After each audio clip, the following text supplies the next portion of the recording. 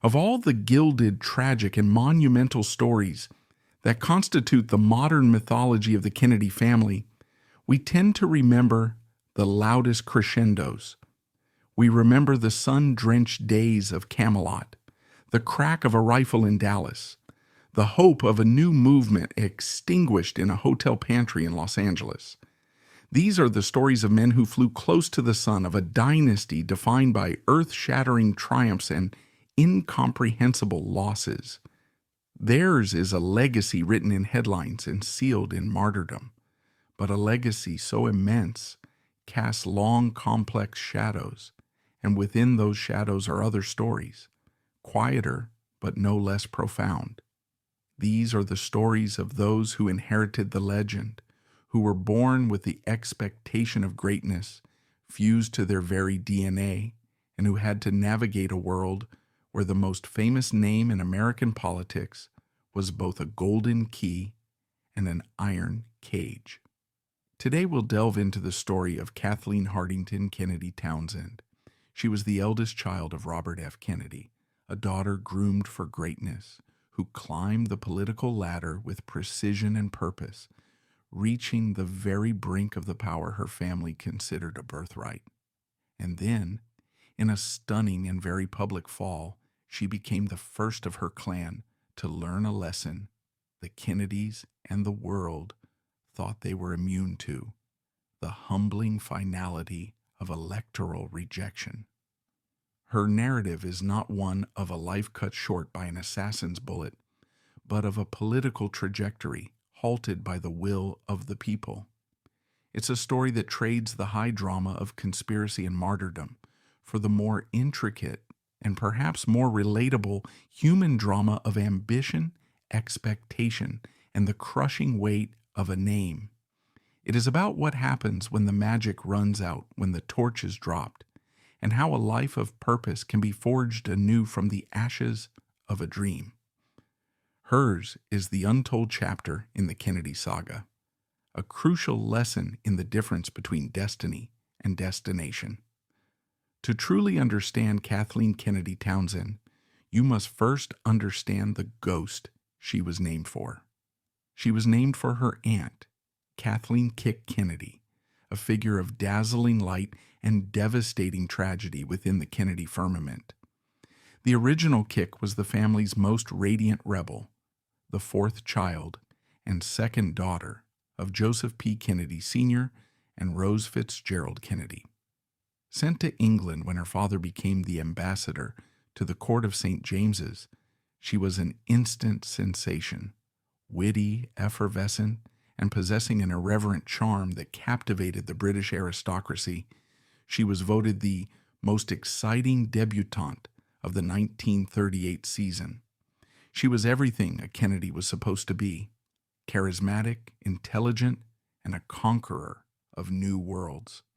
But Kick possessed a fierce independence that would put her on a collision course with her family's rigid Catholic faith. She fell desperately in love with William "Billy" Cavendish, the Marquis of Hartington, heir to the 10th Duke of Devonshire, one of the grandest Protestant families in England. To her mother Rose, this was not a romance, it was a mortal sin. The conflict was immense and heartbreaking. Rose forbade the union, threatening her daughter with ostracization from the family and the faith. But Kick, deeply in love, chose her own path. In May 1944, she married Billy in a quiet civil ceremony. Her beloved older brother, Joe Jr., was the only Kennedy in attendance. The happiness was tragically brief. Just 4 months later, Billy, serving as an infantry officer in the British Army, was killed by a sniper in Belgium. A widow at 24, Kick chose to remain in England, the country she had grown to love. A few years later, she found love again with Peter Fitzwilliam, a wealthy, married, and also Protestant earl. Their relationship was a scandal, but they planned to marry. In May 1948, the couple took a small private plane for a trip to the French Riviera. They flew into a violent storm, and the plane crashed into a mountainside, killing all on board. Kit Kennedy was only 28 years old. Of her 9 siblings, only her father, Joe Sr., attended her funeral in a small English churchyard. The story of Kit became a cautionary tale within the family, a story of brilliance, defiance, love, and the terrible price of straying from the fold. 3 years after that plane crash, on July 4th, 1951, Robert and Ethel Kennedy welcomed their first child, a daughter. In a gesture layered with memory, love, and perhaps a silent prayer for a happier life, they named her Kathleen Hartington Kennedy. From the moment of her birth, she was more than just a child. She was a vessel of legacy, carrying the name of the aunt she would never meet. She inherited not just a name, but a story of immense promise and unspeakable loss that would echo in its own way throughout her entire life. Kathleen's childhood was anything but ordinary. It unfolded at Hickory Hill, the family's sprawling estate in McLean, Virginia, which her father bought from his brother John in 1956. Hickory Hill wasn't just a home, it was the nerve center of Kennedy ambition, a vibrant, chaotic, and intellectually charged salon. The house, with its 13 bedrooms, was a constant whirlwind of people and ideas. On any given day, one might find a Supreme Court justice debating policy in the living room, an astronaut playing touch football on the lawn, or a civil rights leader sharing a meal in the dining room. The guest list was a who's who of the 1960s. John Steinbeck, Isaiah Berlin, Andy Williams, and countless senators, journalists, and activists. For the Kennedy children, this was simply life. They grew up surrounded by power, purpose, and a sense of perpetual motion. The household was famously chaotic, a jumble of 11 children, a menagerie of pets that included dogs, ponies, and even a sea lion, and an endless stream of visitors. In the center of this loving maelstrom was Kathleen. As the eldest, she was by necessity the little mother. She was responsible, serious, and dutiful, tasked with keeping a semblance of order among her younger, more boisterous siblings. While others played, she often worked, developing a mature sense of responsibility that would define her character. This role shaped her profoundly, instilling in her a seriousness and a focus that set her apart from some of her more freewheeling relatives. She was deeply attached to her father, a man she idolized. She witnessed his transformation firsthand, from the hard-nosed attorney general in his brother's administration to the compassionate, empathetic champion of the poor and oppressed. The defining trauma of her young life and the event that set this transformation in motion came on November 22nd, 1963. She was 12 years old when her uncle, President John F. Kennedy, was assassinated. The golden age of Camelot was shattered, and the world plunged into mourning. For Kathleen, the tragedy was intimate and familial. She watched her father sink into a profound, soul-crushing grief, a period of darkness where he seemed lost to his family and the world. But she also watched him emerge from that abyss, his sorrow channeled into a renewed and deepened sense of purpose. He became the voice for those who had no voice. And for his eldest daughter, he became a living embodiment of public service as an act of moral redemption. That lesson was seared into her soul less than 5 years later.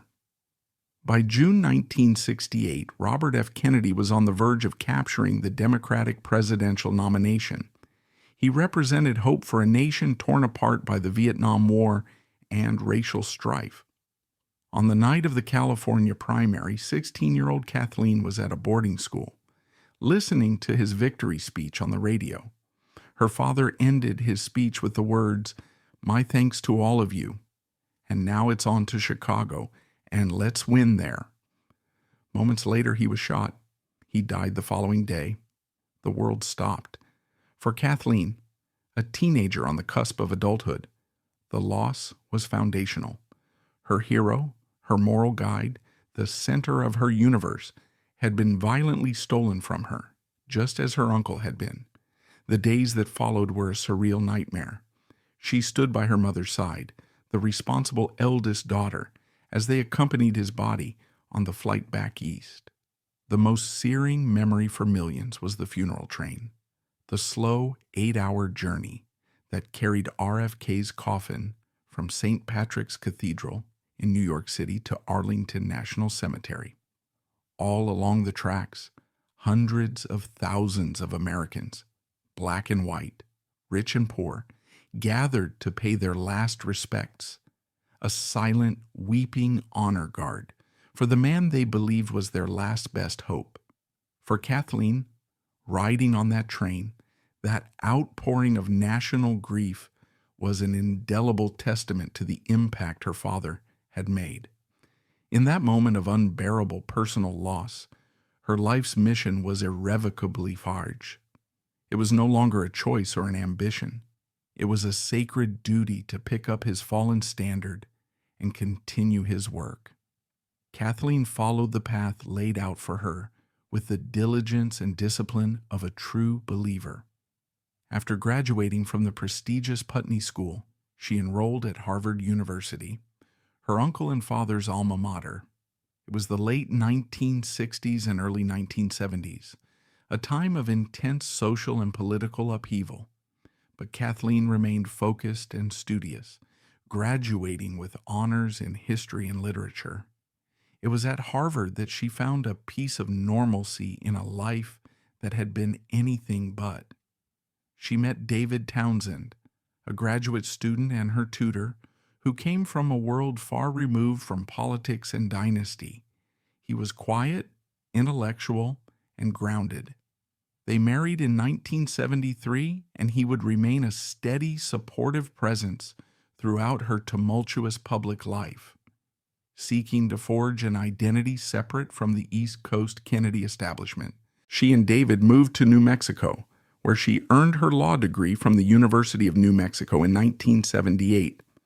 It was a conscious effort to build a life on her own terms, but the pull of Washington and the call to public service were too strong to resist.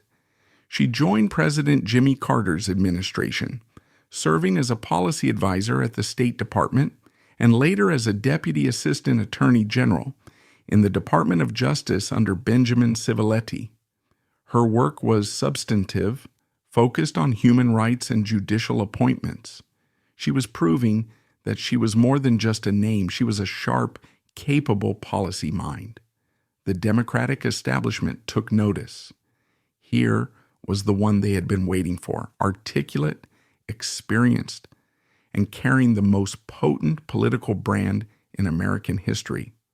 She was the great hope, the heir apparent poised to lead the third generation of Kennedys back to the pinnacle of power. After her stint in Washington, Kathleen, David, and their growing family, they would eventually have 4 daughters, settled in Maryland. It was here she decided to build her own political base, starting from the ground up. In 1986, she launched her first campaign for public office, seeking the congressional seat for Maryland's 2nd District. It was a formidable challenge. The district was a classic swing district, and her opponent was the popular and tough Republican incumbent, Helen Delich Bentley. Townsend campaigned energetically, but the Kennedy name proved to be a mixed blessing. While it brought national attention and funding, Bentley skillfully painted her as a liberal carpetbagger from Massachusetts, an outsider who didn't understand the district. Townsend lost the race by a significant margin. It was her first taste of defeat, a humbling experience that taught her a valuable lesson. The name alone was not enough. Undeterred, she spent the next several years embedding herself in Maryland's civic and political life. She worked for the state's Department of Education and served on the boards of various nonprofits. She was building a resume, not as a Kennedy, but as a Marylander. Her opportunity for a comeback arrived in 1994. Paris Glendenning, the pragmatic and ambitious Prince George's County executive, was running for governor and needed a running mate who could add excitement and star power to his ticket. He chose Kathleen Kennedy Townsend. It was a masterful political stroke. Her name galvanized the Democratic base, attracted national media, and unlocked a torrent of fundraising. The Glendenning Townsend ticket was a potent combination of local experience and national glamour. After a grueling campaign, they won a razor-thin victory. On January 18, 1995, Kathleen Kennedy Townsend was sworn in as the 6th Lieutenant Governor of Maryland, becoming the first woman in the state's history to hold the office. This was not a ceremonial role. Governor Glendenning, recognizing her talent and ambition, entrusted her with a substantial portfolio, making her one of the most powerful and active lieutenant governors in the country. For 8 years, she threw herself into the work with a relentless, policy-driven energy. Her central focus was crime. At a time when the nation was grappling with high crime rates, she championed a tough but smart approach. Her signature initiative was the Hot Spots program, a data-driven strategy that concentrated law enforcement and social service resources like parole and probation officers, job training, and after-school programs in small, well-defined neighborhoods with the highest crime rates. The program was lauded as a national model and was credited with helping to drive down crime in Maryland. Her influence extended far beyond criminal justice. She spearheaded reforms in education, most notably championing a statewide requirement for high school students to complete community service hours before graduation, a direct reflection of her family's ethos of civic duty, inspired by her uncle's famous words, "Ask not what your country can do for you." She was deeply involved in juvenile justice, breaking new ground with a system that tracked student progress to identify at-risk youth and intervene early. She was a constant presence across the state, a hands-on leader who seemed to be everywhere at once. She and Glendenning won re-election by a landslide in 1998. By the dawn of the new millennium, her political star had never been brighter. She was consistently ranked as one of the most popular politicians in Maryland. With Governor Glendenning term limited, the path to the governor's mansion in 2002 seemed clear and unobstructed. It felt like destiny. The press, the party, and the public all saw it as a foregone conclusion. Kathleen Kennedy Townsend would be the next governor of Maryland, and in doing so, she would finally fulfill the promise of her generation. The Kennedy dynasty was on the verge of its restoration. The 2002 gubernatorial campaign of Kathleen Kennedy Townsend stands as one of the most stunning collapses in modern American political history. What should have been a triumphant procession turned into a slow, agonizing train wreck. A textbook example of how a seemingly insurmountable lead can be squandered through a series of self-inflicted wounds, strategic blunders, and a fundamental failure to connect with the very people whose votes were taken for granted. The first ominous crack in her political armor had appeared years earlier, stemming from her oversight of juvenile justice. In the late 1990s, the Baltimore Sun published a series of explosive investigative reports exposing horrific systemic abuse at privately operated juvenile boot camps across Maryland. These facilities, which Townsend had championed as a tough love alternative to traditional detention, were revealed to be places of torment. Teenagers in state custody were subjected to brutal physical abuse, screamed at, deprived of sleep, and emotionally humiliated by poorly trained guards. The stories were stomach-turning. While Townsend had not created the abusive conditions, the entire system fell under her direct authority. Her response to the burgeoning scandal was widely seen as flat-footed and defensive.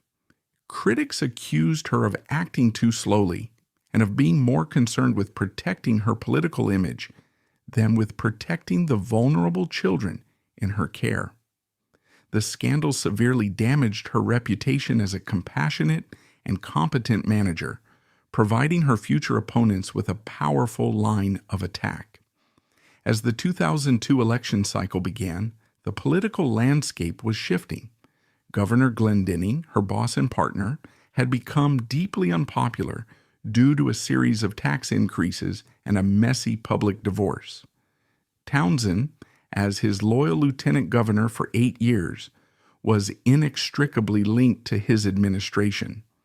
Her Republican opponent, Congressman Robert L. Ehrlich Jr., was a formidable and charismatic candidate. A former college football star, he had a natural, easygoing charm that stood in stark contrast to Townsend's more reserved professorial demeanor. Ehrlich and his team crafted a brilliant strategy.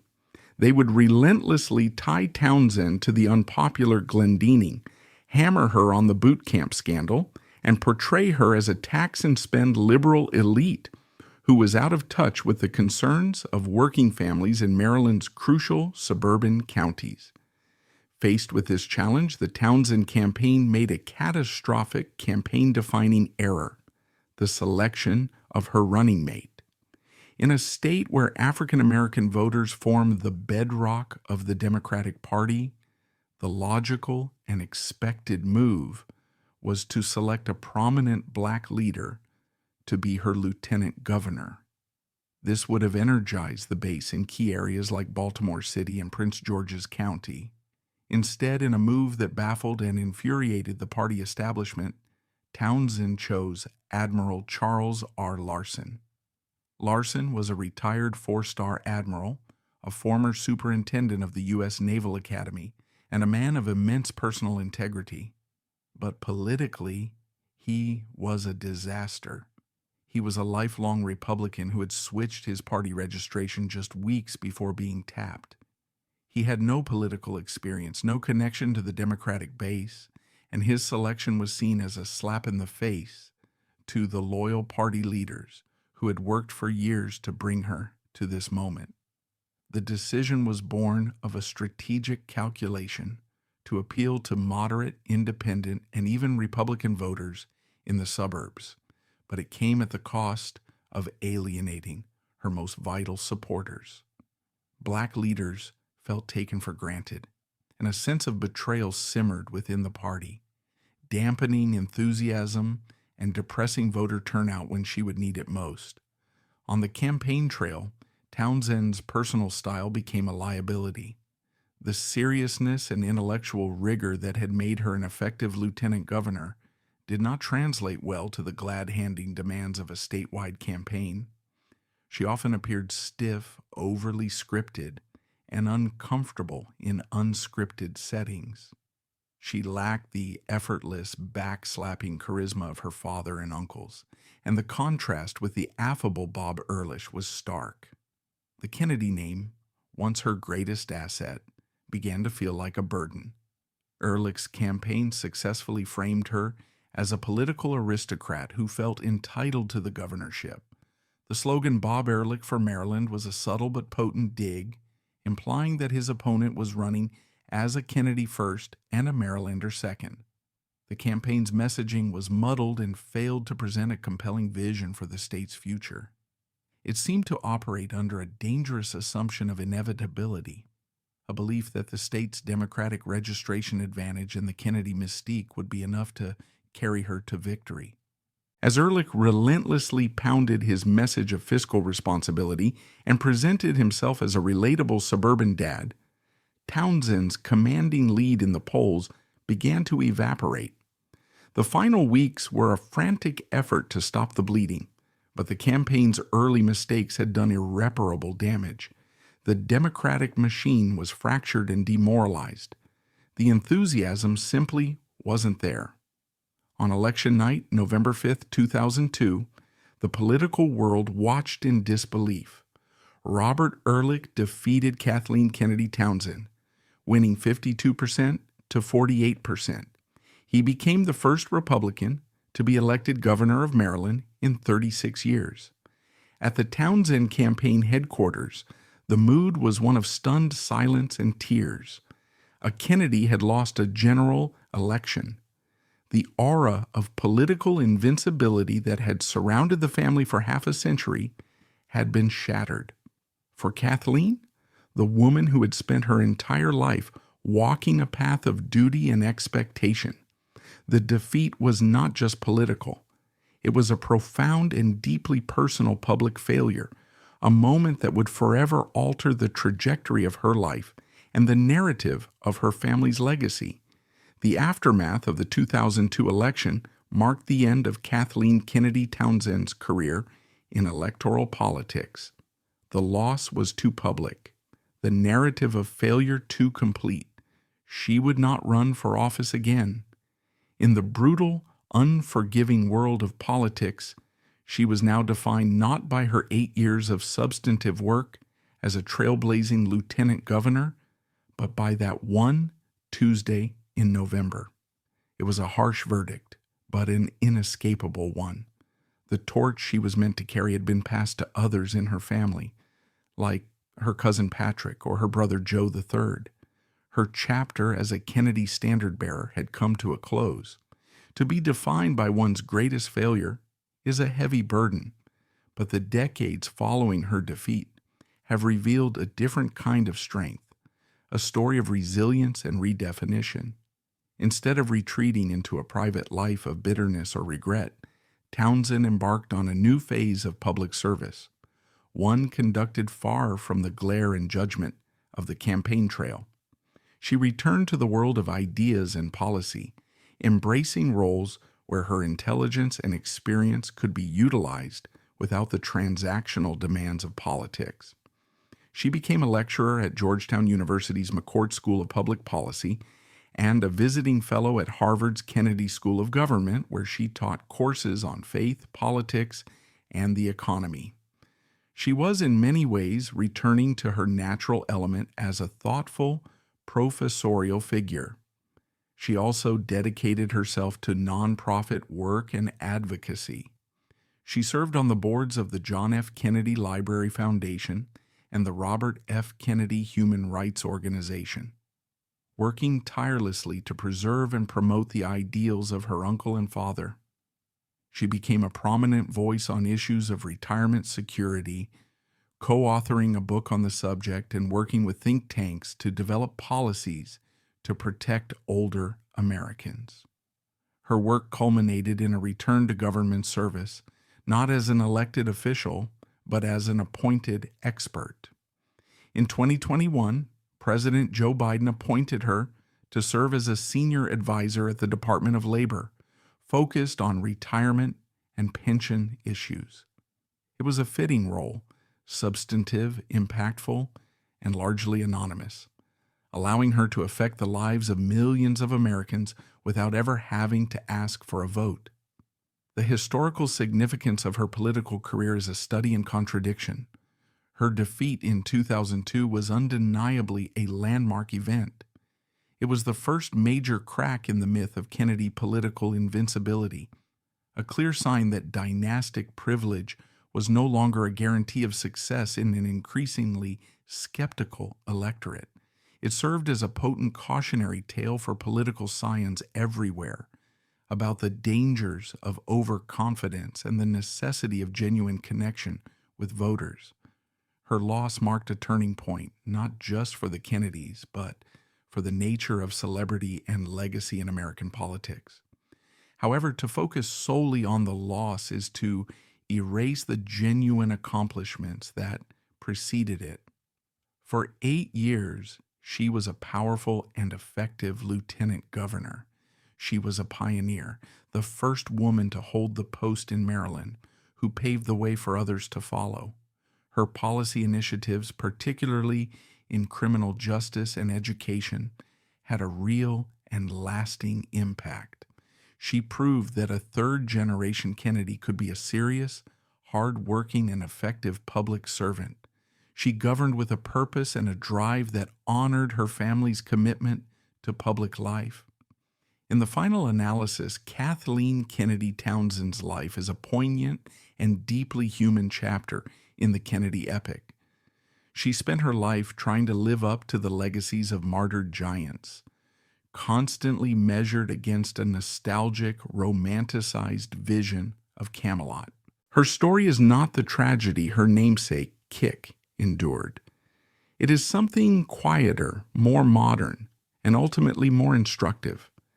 It is a story about the immense pressure of legacy, the fallibility of ambition, and the quiet dignity found in continuing to serve long after the spotlight has moved on.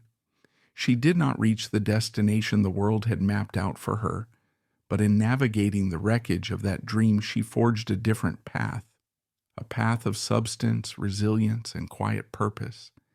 It is a legacy that may not be written in soaring headlines, but it is one that is finely and authentically her own.